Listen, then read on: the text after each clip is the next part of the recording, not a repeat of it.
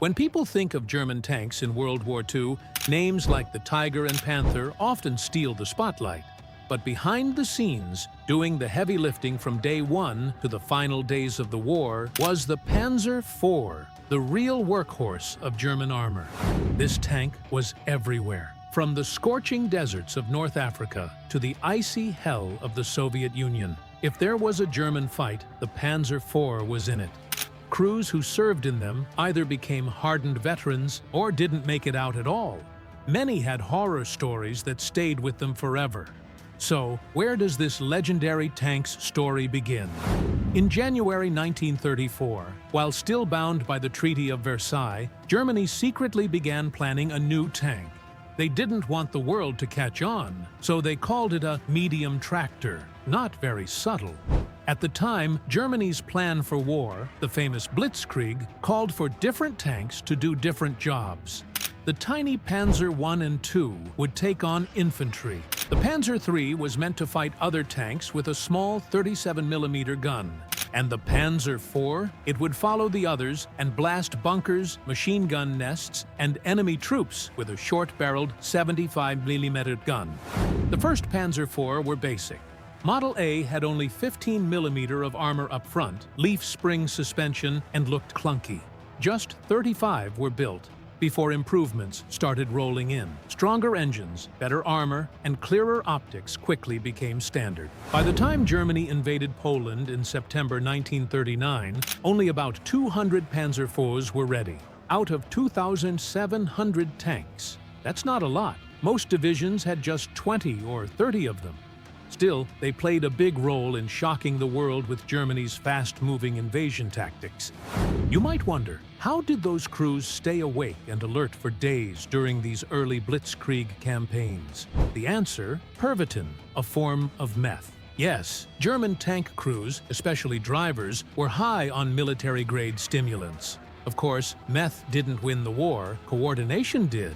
The German army was extremely well organized in the early years. Every branch worked together smoothly, and the Panzer IV delivered explosive support just as intended.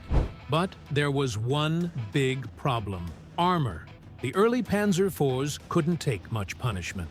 When they went up against heavily armored French tanks like the Char B1 in 1940, their 75mm gun was nearly useless. That wasn't yet a disaster.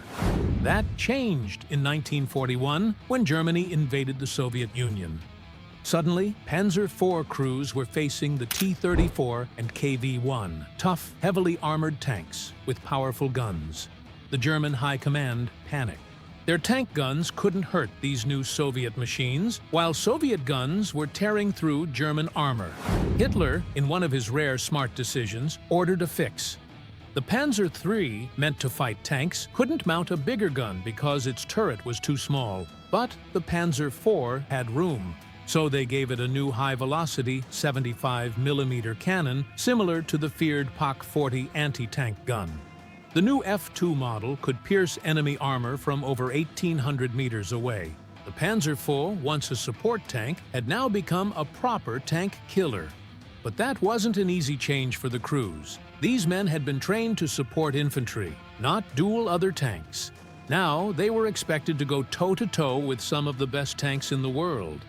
It was a rough transition. The Panther tank was supposed to replace the Panzer IV. It was better armored, better armed, and looked amazing on paper. But it was rushed into service and had lots of problems. So the trusty Panzer IV kept on fighting and winning. Its design was flexible. Upgrades kept coming. Crews got thicker armor plates bolted on, and new side skirts called Schürzen to stop anti-tank rifles and bazookas. Though crews hated how easily these skirts ripped off in bushes. Against Shermans, the upgraded Panzer IVs held their own. In North Africa, British crews called the new F2 models Panzer IV Specials. At battles like Kasserine Pass, they destroyed dozens of American tanks while taking few losses. But life in the desert was brutal. Daytime temperatures soared past 50 degrees Celsius. Inside the tank, it was like an oven. Crews sweated, choked on fumes, and fought off flies while baking under the sun. Sand got into everything. Guns jammed, tracks snapped, engines died. If a tank broke down out there, the crew was in serious trouble. When the Germans lost North Africa in 1943, many Panzer IVs were destroyed by their own crews to prevent capture. One veteran said they poured sand into the fuel tank, ran the engine until it broke, then fired a shell remotely to destroy the barrel, completely wrecked. Still, if you asked any German tank veteran where the worst fighting was, they'd all say the same thing: the Eastern Front. That's where 3/4 of German tank losses happened. Soviet tanks came in huge waves, and the fights were close, chaotic, and terrifying. In winter, things got even worse. The freezing cold turned oil to jelly, engines wouldn't start, and the only way to warm the tank was to light fires under it. Crews froze at night, breathed in toxic fumes just to stay warm, and many lost fingers and toes to frostbite. Ammo was stored all around the crew, and one hit could make the entire tank explode. When this happened, crews called it brewing up. If you weren't out in seconds, you never made it out. By 1943, Soviet tanks like the IS-2 and newer T-34s were even tougher. The Panzer IV was overloaded with armor and weighed over 25 tons, way more than the original design allowed. But it had to keep fighting. In Normandy, Panzer IVs clashed with American Shermans and British Churchills. But by then, tanks weren't the only threat. Allied planes, artillery, and anti-tank teams made every movement dangerous. Resources were running out. The final version, Panzer IV-J, was a step backwards. It had no power turret rotation. Crews had to hand crank the turret. It took 4 times longer to turn it. Steel road wheels squeaked loudly because rubber was in short supply. Armor was getting brittle, paint was scarce, and tanks looked half-finished. Even training suffered. New crews got just 4 weeks of training, sometimes less. Drivers barely knew how to handle the delicate transmission, and breakdowns were constant. Many Panzer IV crews didn't survive more than 2 weeks in combat. Meanwhile, flashy tanks like the Tiger looked impressive, but they were unreliable. For every Tiger in action, there were 20 Panzer IVs. And at least Panzer IVs worked most of the time. About 62% were operational compared to just 37% of Tigers. As the war dragged on, Panzer IV hulls were reused to build other vehicles like the Jagdpanzer IV, Sturmpanzer IV, and the famous Stug IV. Eventually, as fuel and parts ran dry, they stopped being mobile. Some were buried in defensive lines and used like bunkers. But the story didn't end in 1945.